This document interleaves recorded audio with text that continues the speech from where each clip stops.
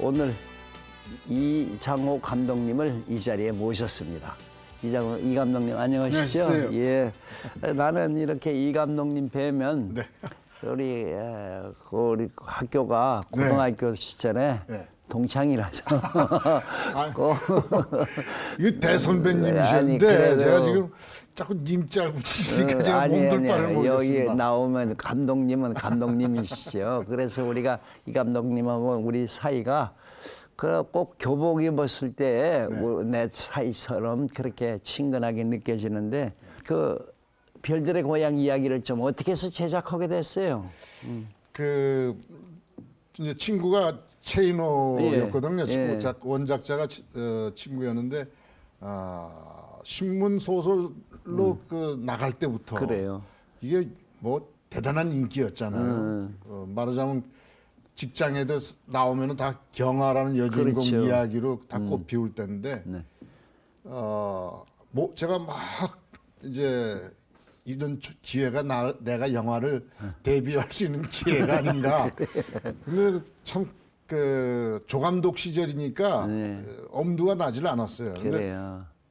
이제 신문 소설이 끝나고 책으로 출판을 했는데 출판사가 그 책 한 권으로 빌딩을 지을 수 있을 정도로 뭐 폭발적인 인기니까 경쟁이 붙었어요. 예. 근데 그 감독 명단에 우리 기자하는 친구 하나 내 이름을 올려줬어요. 어허. 그 아직 조감독인데 그 쟁쟁한 감독들하고 틈에. 같이 응. 끼었으니까 그게 이상하게 기가 죽는 게 아니라 용기를 주더라고요. 그래서 덤벼들었습니다. 그래가지고 판권을 따냈죠. 그래. 그때 이제 소설이 가지고 있는 문장이 글이 가지고 있는 것과 영상이 가지고 있는 건 다르지 않습니까? 네. 그런 데서 이 감독이 그때 이런 그 당시의 청년들, 젊은이들의 어떤 뭐 풍속도랄까 그런 것을 어떻게 만들어 보고 싶으셨어요 그때? 제가 그 당시 나이가 29이거든요. 그렇죠. 29이고 최인호랑 오랫동안 그런 소설을 최인호가 노트에다 씁니다. 대학 노트에다 쓰면은 그걸 좀 보여주면은 감탄하고 이게 최인호의 제일 가까운 팬이 된 거죠. 그래요. 그래서 늘 같이 얘기하다 보니까 우리 젊은 풍속에 대해서 얘기 많이 나눴고요. 네. 그 당시에 우리들은 어떤 특징이 있었냐면 꼭 성인이 됐어도 네. 아직도 생활지도부 선생님이나 그래요. 훈육주임이 있는 것처럼 늘 위에 어떤 통제와 단속이 그렇지. 있는 속에서 사니까 저희들이 겉에서 보기에는 뭐 이렇게 비실비실한 것 같지만 우리 안에는 얼마나 많은 그렇지요. 자유가 있습니까? 그래요.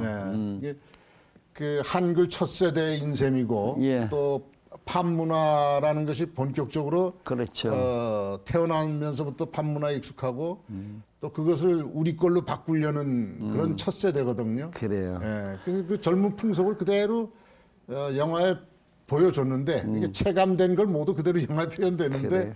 그것이 아마 그 당시에 사람들한테 한국 영화에서 좀 변모했다 이런 인상을 줬던 것 같아요. 그런데 우리 이 감독은 이렇게 얼굴도 유하시고 그런데 어떻게 젊은 어린 날부터 그런 어떤 예술 마당으로 향하는 끼가 가슴 속에 쭉 쳐져 있었던가 봐요. 그죠?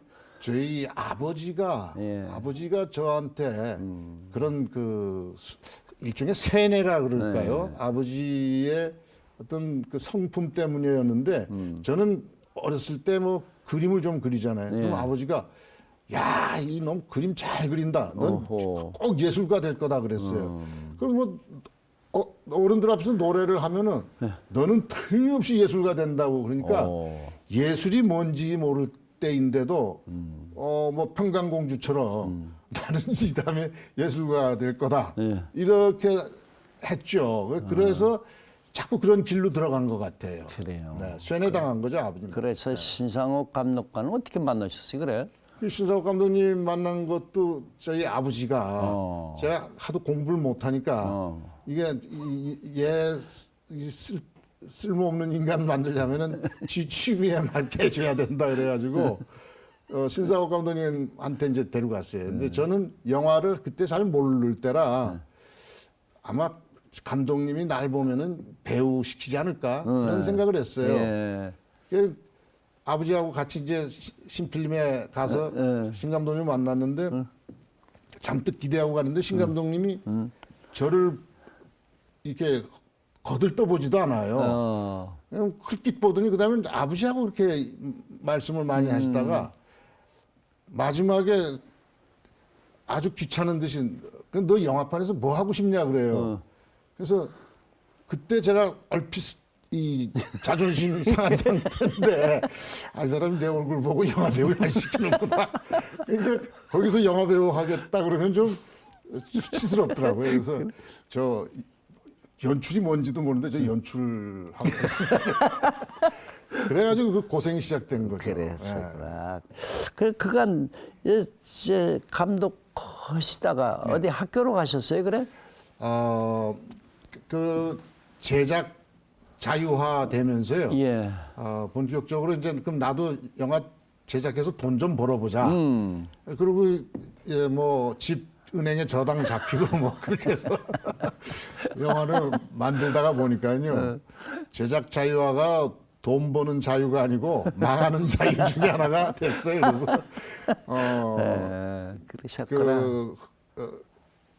한동안 이제 영화를 만들 수 없을 정도가 돼서 어떡할까 하는데 다행히 이 쓸데없는 자를 그래도 또 대학교에 선생으로 데려다 놓더라고요. 그래서 학생들하고 하면서 이전에는 뭐 영화 만들면 빚만 졌는데 이제는 그래도 꼬박꼬박 다달이 돈이 나오니까. 그러니까 아니 그렇게 자유인이 월급을 받아가면서 살아가려니까 참 처음에는 어색하셨겠어요. 진짜 개가 목걸이 이렇게 끌려가듯이 그러시지 뭐. 그런데 점점 그게 편해지고요. 그래. 길들여지고. 그래. 그리고 그만큼 또 영화 만드는데 게을러져요. 그래. 퇴임해서는 어떤 계획을 가지고 계세요, 그래?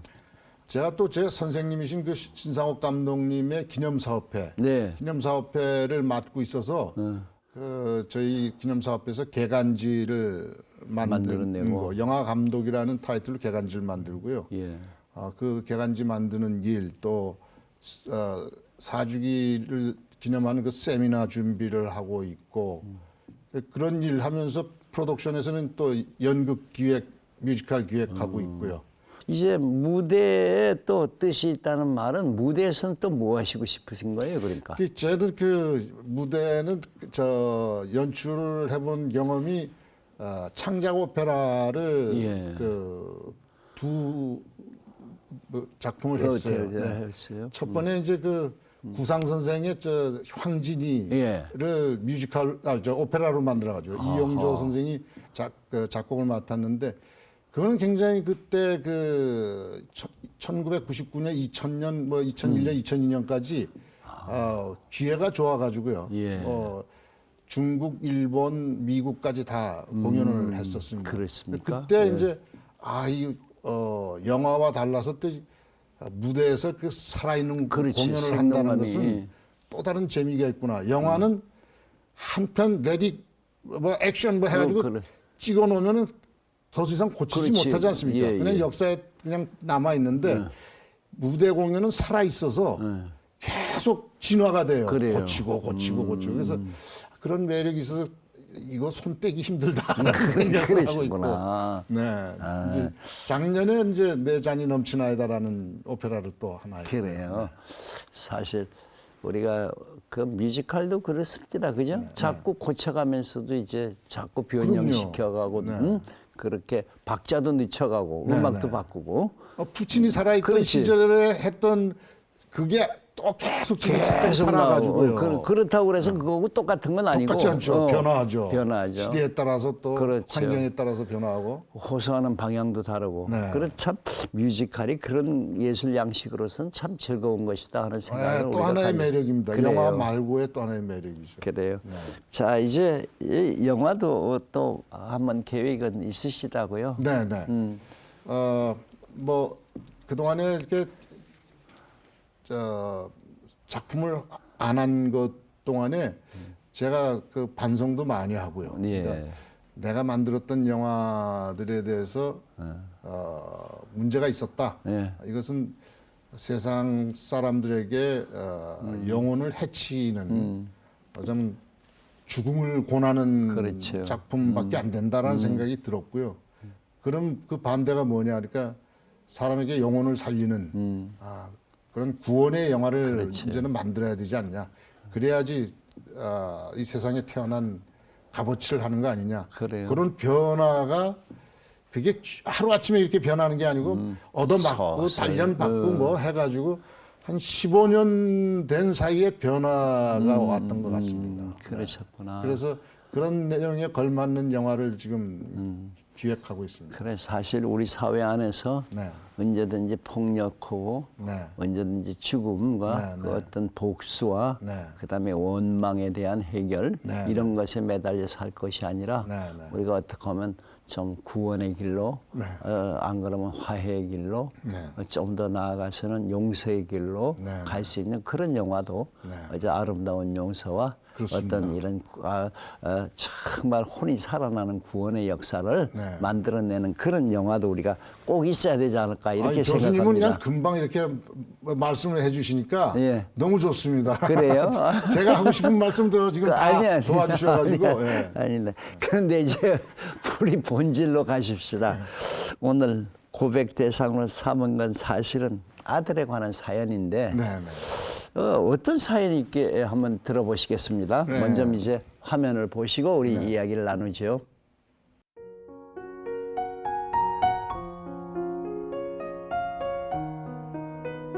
사랑하는 나의 아들 슬기야, 네 엄마가 너를 임신하기 전 아기를 갖게 해달라고 하나님께 기도드렸다고 내게 고백하였단다.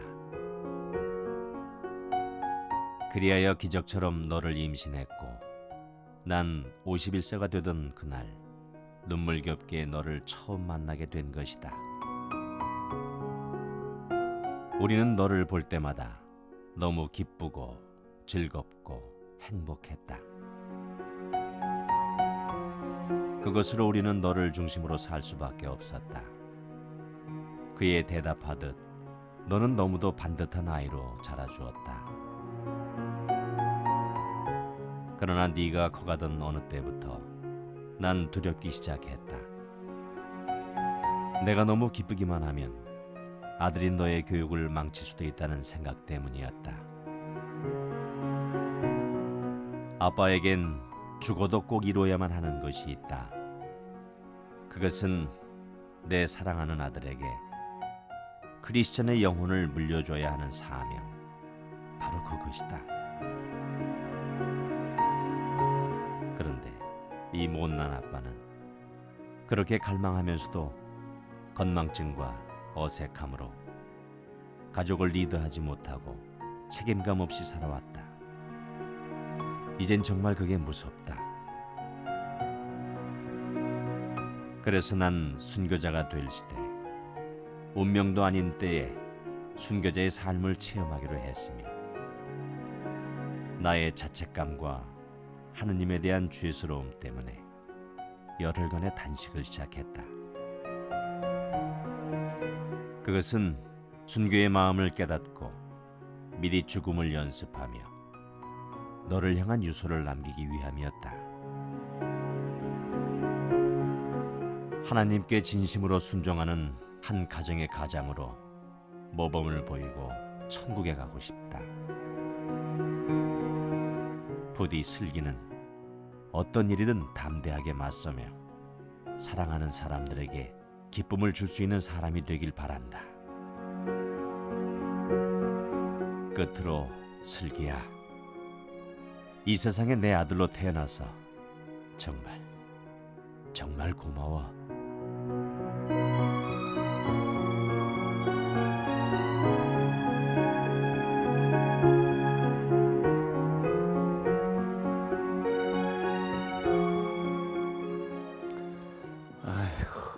그렇게 막둥이 네. 아이고 어린 아들에게 주는 말인데 좀 어딘가 비장감이 있습니다. 아, 이게 형식이 좀 어디 남기는 말처럼 들리는데 어떻습니까? 그 51살에 얘를 낳았을 때 그래. 좀 착잡하더라고요. 그래요. 내가 다 끝까지 키울 수 있을까라는 미래가 불투명한 상태에서 용기를 내야 되는데 그래서 이렇게 자라면서 정말로 얘를 보면은 언제나 죽음을 항상 느낄 수밖에 없었어요. 그래요. 근데 이상하게 얘도 그 아주 어린 애였는데도 죽음이라는 얘기를 자주 꺼냈어요. 그래? 그러니까 뭐 얘 때문에 자꾸 그런 의식이 들었는데 그런데다 이제 얘 유치원을 보냈는데 유치원에 찾아가면은 얘가 아빠 그러잖아요. 그러면 애들이 야 무슨 아빠냐 할아버지인데 이러는 거예요. 그럼 얘가 그때는 그런 거 실감을 못 했는데 자라면서 점점 내가 다른 아빠들보다 늙었구나라는 걸 의식을 하더라고요. 그래. 그 다음에는 얘가 표현이 이제 죽음이라는 것에 대한 뭐 감이 잡혔는지 네. 아빠는 정말 죽지 말고 오래 살라는 뭐 그런 얘기를 해요. 그러면 참 그 묘한 너하고 나는 참 묘한 사이다. 그래. 그런 생각이 들다가 어느 틈에 이제 이제 중학교 2학년이 되니까 네. 가만히 내 건강 상태하고 얘를 이렇게 보니까 잘하면 얘 장가 가는 것까지 보겠다. 또 어떤 때는 얘 손자까지 볼 수 있지 않을까 그래. 그런 생각이 들어요. 그래. 그런 상태에서 이게 얘 중심으로 살다 보니까 얘가 혹시 너무 귀여움받고 너무 중심이 돼서 애가 그다음 자랄 때 허약한 아이, 온실에서 자란 아이처럼 되지 않을까 하는 걱정이 있었어요. 그래. 그래서 이제 그런 문제로 저런 문제로 얘 문제를 심각하게 생각을 하다가 네. 어느 날 아내하고 교육 문제 갖고 이제 큰 언쟁을 했습니다. 그래요. 엄마는 또 너무 얘를 착하게 만들고 예. 질서 있게 만들고 예. 공부시키려고 그게 저는 불만이었거든요. 저는 저희 아버지가 나한테 해주신 게 그런 예술가로서의 세뇌 교육이라든지 내가 하고 싶은 건 마음대로 해주셨기 때문에 얘한테 좀 그렇게 해주고 싶은데 좀 거칠게 자라게 해주고 싶은데 그 아내가 그러니까 이게 싸우다가 제가 폭탄 선언을 했죠. 난 이런 식 교육은 나 못 참는데 제가 무기한 단식하겠다 그래가지고 그랬습니다. 열흘씩이나 단식을 하셨어요? 열흘 단식을 했습니다. 열흘 단식을 했는데 금식을 했는데 돌아다니면서 했거든요. 근데 워낙 저 비만형이거든요. 그래서 이 에너지가 많으니까 열흘 금식했는데도 뭐 별로 그렇게 어렵지 않았어요. 아이고 대단하시다. 그래서 그때 내가 순교의 기분을 내 아들한테 신앙을 물려주는 순교의 기분을 느껴서 유서를 쓰겠다라는 생각을 갖고 유서를 이제 작성을 했습니다. 그래. 그래서 보니까 그 유서는 그 종교적인 신념 같은 것이 많이 들어있던 것인데 사실 우리가 자식을 내가 마음대로 할 수도 없고 우리 또 나도 그렇습니다만 우리 형제들이 미국에 있지만 갔다 올 때마다 내 나이에 저것들 몇 번 미국 가서 만나거나 생각해 보면 그 번수가 점점 줄어드는 것 같은 그런 어떤 초조감이랄까 답답함도 느끼는 거 아니겠습니까? 그런 것에서 이제 아이에게 어떻게 내가 가지고 있는 이 기대와 그리고 초조함 그리고 내가 그들과 어떻게 살까 싶어서 유서가 나온 것이 아니겠어요? 그렇죠. 그랬어요. 그러면 유서에 또 이런 거죠. 뭐냐면 돈은 없으니까 돈은 못 물려주고 제일 돈보다 더 중요한 건 그래. 신앙이다. 그래. 그렇게 해서 이제 이것을 물려주는 의미라든지 그렇죠. 그런 걸 이제 살리고 싶었어요. 그래요. 그러면 사실은 남을 사랑하고 그 언제든지 당당할 수 있고 이런 말들이야 뭐 우리들이 할 수 있는 거지만 그것이 왜 중요한가를 우리가 알아야 하지 않겠습니까? 그래 유서들을 아들에게 그 남겨주고자 하는 것은 그래 어떤 내용이 제일 핵심이었습니까? 그래. 그러니까 얘가 태어난 것에 대한 축복, 축복과 그다음에 내가 너한테 그 물려줄 수 있는 것이고 가장 중요한 것이 네 마음속에 그런 그 신앙심으로 네 생을 축복해야 된다. 그런 것이 정말로 가장 원하는 겁니다. 가령 얘하고 같이 생활하다가 그런 그 신앙심이 안 보인다 그랬을 때 제가 절망을 하거든요. 그런 것 때문에 어떻게든지 어린 나이에 우리 아버지가 저를 예술가로 세뇌했지만 나는 얘를 신앙으로 세뇌해야겠다. 그런 생각이 간절한 거죠. 그렇죠. 이제 우리 종교적인 틀 안에서 어떤 윤리나 도덕이나 규범 같은 것이 닦여져 갈 때 사람다움이 더 크지 않겠습니까? 그런 것을 이 감독이 가지고 있는데 사실 중학교 다니는 우리 아들 보면 어떤 연민의 정이랄까? 우리 자꾸 늙으면 잔정이 많아진다고 그러지 않습니까? 어떤 생각이 드십니까? 그래. 저기 눈물이 많아져요. 이상하게. 나이 먹으면서 눈물이 많아지고 워낙 눈물이 좀 해픈 편이긴 하지만 아니 그래야죠. 예. 애가 예쁜 것만 봐도 나는 눈물이 나는데 그래요? 그런 걸 좀 컨트롤하려고 애쓰면서 이 아이는 좀 눈물 없는 그런 그 강한 좀 삶이 있기를 바라는 거죠. 그래요. 그래. 좀 강해지길 바라시나 봐. 그죠? 그래. 그러면 오늘 우리 이 자리에서 우리 아들에게 이제 아버지가 주는 말씀을 한번 고백을 한번 들어보시게 해주시기 바랍니다. 우리 사랑하는 누뚱이 막내 이슬기, 슬기, 아빠가 아직 유서를 안 보여줬는데 이 방송에서 다 나가네. 나는 유서를 너에게 남기면서 공개하지 않았거든. 근데 아빠가 나이가 너무 많으니까 슬기가 굳세게 살아가는 모습을 오랫동안 지켜보지 못할 것 같은 그런 나이가 있어서 너한테 이렇게 미리 유서를 작성하게 된 거야. 근데 유서를 보면 알겠지만 슬기는 축복 속에서 태어났고 앞으로도 그 축복이 계속 네 일생을 갈 거야. 그런데 그 일생을 축복을 제대로 받아들이려면은 네가 이기심으로 살지 말고 이타심이라는 것, 남을 위해서 어떻게 살 것인가라는 것에 대한 관심을 많이 갖고 그런 것이 너를 만들어줄 수 있는 것은 바로 근본적인 것은 신앙에서 오는 거거든. 그러니까 그 신앙에 대해서 네가 소홀하지 말고 늘 너 세상에 태어난 이유, 또 이 세상에서 네가 해야 될 사명, 이런 것들을 아빠가 간절히 원하는 그 신앙 속에서 찾기를 바래. 그래야지 아마 네 생애는 굉장히 아름답고 행복한 생애가 될 거야. 사랑한다, 우리 이슬기.